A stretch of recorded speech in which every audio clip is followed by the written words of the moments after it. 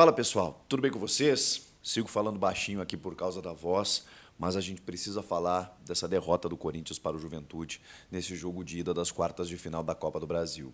O Ramon Dias visivelmente priorizou o Campeonato Brasileiro. Domingo é o jogo da vida. O time cometeu muitos erros durante a partida, mas ainda, vejam só, teve um gol salvador, que pode ser o da esperança. Vamos falar sobre tudo isso. Chega mais, eu sou o Chico Garcia, inscreva-se no canal e vamos juntos.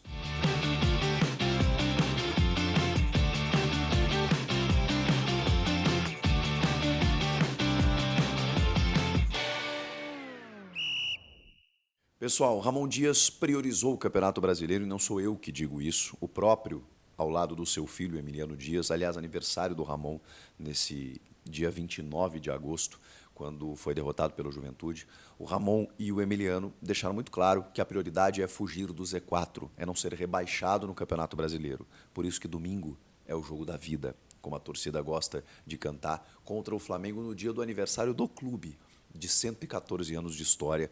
O Corinthians estará lá celebrando e enfrentando o Flamengo de Tite. Olha que simbologia, né?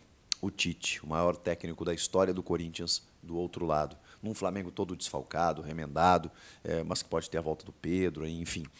De qualquer forma, vai ser um jogo muito complicado. Eu estou até me antecipando. Estou falando de domingo antes de falar desse jogo da quinta, porque assim uma coisa está atrelada à outra.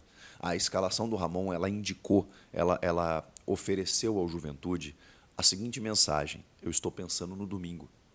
E é natural que os jogadores entrassem em campo pensando no domingo. Eu não estou com isso tirando a responsabilidade do que o time entregou ou não entregou em campo. Eu não estou com isso tirando o mérito do Juventude, que foi uma equipe competitiva, cascuda, como tem sido durante a temporada, sob comando do Carpini, na verdade, do acesso para cá, né? Depois Roger Machado, agora Jair Ventura. É uma equipe que está sabendo o que fazer, está encarando grandes jogos, grandes desafios. Não sei se vai ganhar algum título esse ano, provavelmente não vai ter fôlego ali na frente, mas, cara, é um time que está indo. Está indo e está arrancando ponto de muita gente, e está eliminando muita gente, está deixando muita gente grande pelo caminho. Esse é o Juventude. Não estou dizendo com isso que o Juventude já passou. Pelo contrário, acho que o gol do Gustavo Henrique deu esperanças para uma possível classificação. Só que a questão é, no jogo de hoje, o Ramon Dias visivelmente entregou o jogo para o Juventude já na escalação. O resultado poderia ter sido outro? Dificilmente, pelo time que ele colocou em campo. Ele desfaz o sistema de 3 zagueiros, que é o sistema que mais deu certo sob seu comando, que quando a gente fala que o Ramon protagonizou uma evolução no time, uma certa organização, foi justamente esse sistema, com o André Ramalho, o Kaká e o Félix Torres. Mesmo eu não gostando do Félix Torres, esse sistema foi o que mais se aproximou de uma segurança defensiva. Claro que, quando ele define esse sistema, ele tinha um fiador disso tudo, chamado Alex Santana, que joga poucos jogos e machuca. Depois disso, ele teve dificuldades, porque aí ele começou a botar o Charles como titular absoluto, o Rian, que começou a cometer muitos erros, o Breno Bidon foi arquivado, o Ranielli, não sei o que aconteceu com esse jogador, ele simplesmente desapareceu. Acho que o Antônio Oliveira foi embora e deixou um clone do Ranielli, porque o Ranielli, que chega ao Corinthians sob comando do Antônio, vindos do Cuiabá, né, é outro jogador. Outro jogador. Também já falamos sobre isso, porque o nível de exigência do Ranielli no primeiro semestre era outro. Fases iniciais de Sul-Americana e jogos do Campeonato Paulista não representam a mesma qualidade do que os adversários de agora. Então, e também tem o desgaste da temporada, ele teve alguma lesão, outra ali, ele jogou muitos jogos, depois teve uma sequência muito grande, mas o Ranielli não consegue mais entregar o futebol que já entregou. E aí o clube contrata José Martínez, venezuelano. É curioso, nós estamos chegando em setembro e até pela janela, o Corinthians promoveu 2 estreias nesse jogo. 2 estreias. Começou como titular o Martínez, venezuelano, no meio-campo do Corinthians. Minha primeira observação do primeiro jogo, portanto, superficial, tá? É apenas uma primeira análise. Volantão. Martínez é um legítimo volantão. que isso quer dizer? Lenha. Ele marca, ele cumpre espaço, ele corre e só. Ele não agrega nada mais de qualidade por enquanto, tá, gente? Primeiro jogo. Não agregou nada mais de qualidade técnica, não teve uma saída, não teve um lançamento, não teve uma desenvoltura ali para construir ofensivamente. Não. Ele foi um volantão. Volante. Ponto. Mais do mesmo. Nada demais. Primeira análise.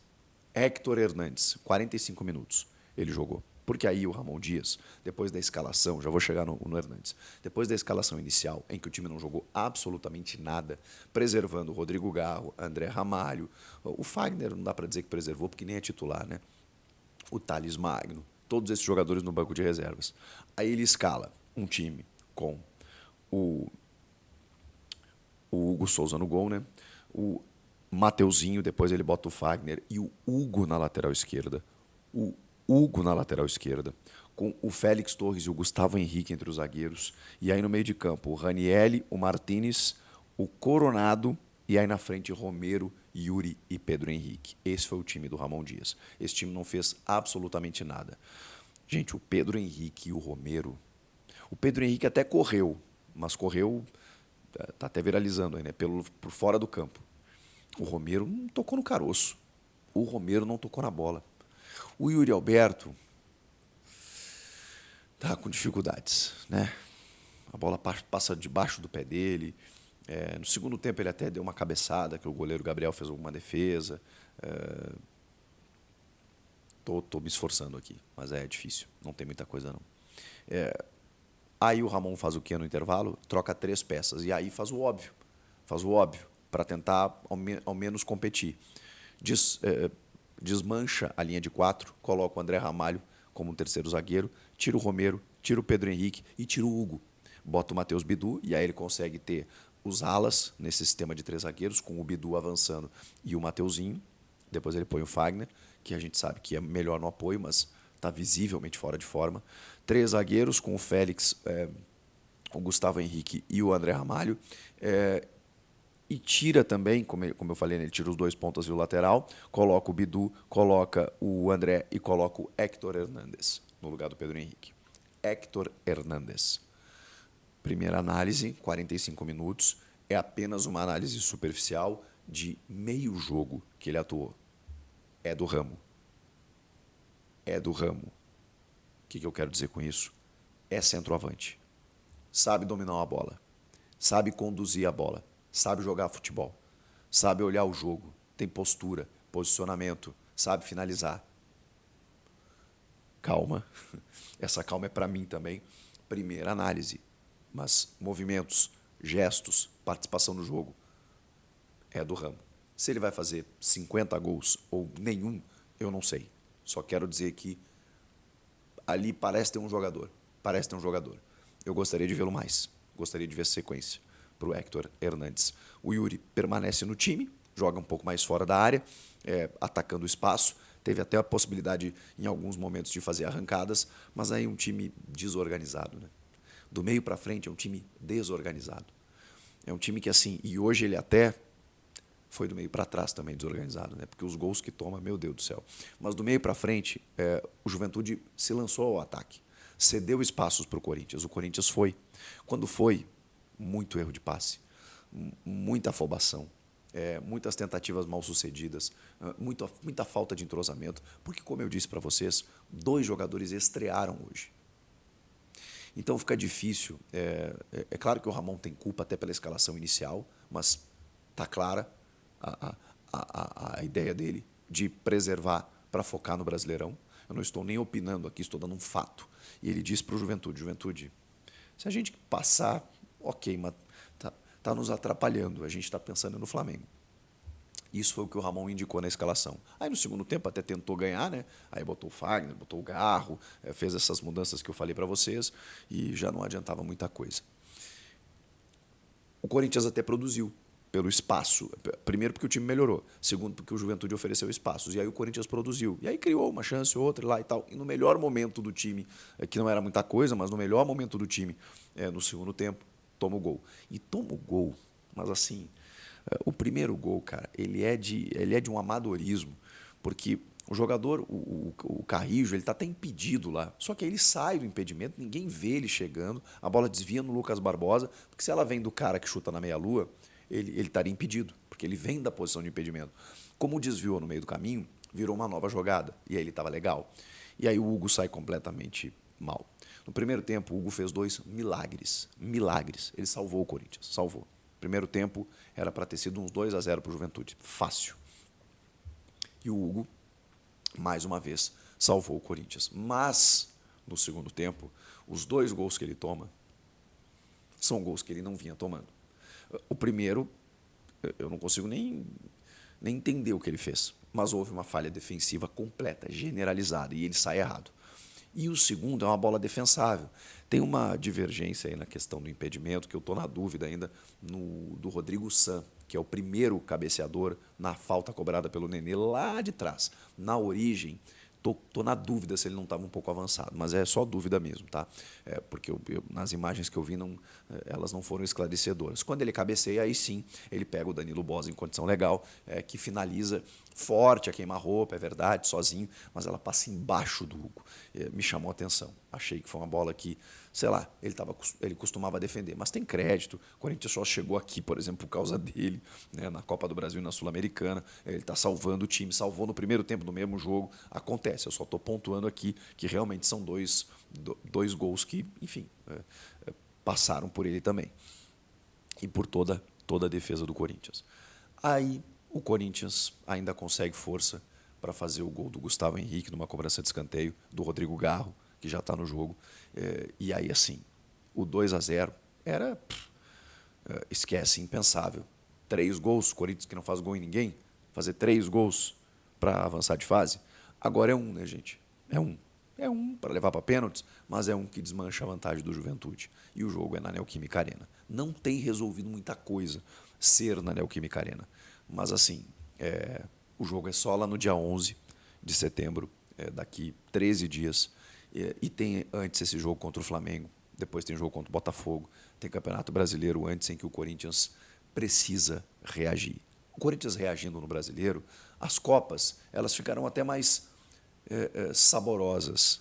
Nesse momento, elas estão azedas, elas estão agridoce.